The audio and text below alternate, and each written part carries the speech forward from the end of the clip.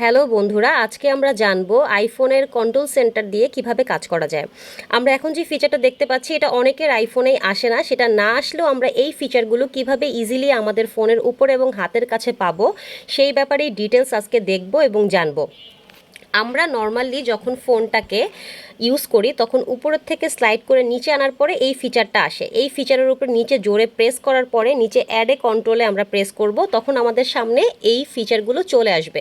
আমরা যেই জিনিসগুলো ইউজ করতে চাই সেটার উপরে প্রেস করলে আমাদের ফোনের উপরে এগুলো শো করবে। সেটা অ্যালার্ম হোক, স্ক্রিন রেকর্ডার হোক, সব কিছুই উপরে শো করবে।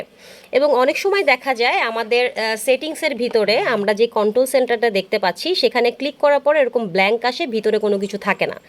যদি এরকম কারো ফোনে এসে থাকে ভিতরে কোনো কিছু না থেকে থাকে, সেই ক্ষেত্রে আমরা ইজিলি এরকমভাবে অ্যাড এ কন্ট্রোল সেন্টারে গিয়ে আমরা কাজটা করতে পারবো। আমি এখন যেই ফিচারটা দেখাচ্ছি অনেকের ফোনে এটা আসে, অনেকের ফোনে আসে না। না আসলেও চিন্তার কোনো কারণ নেই।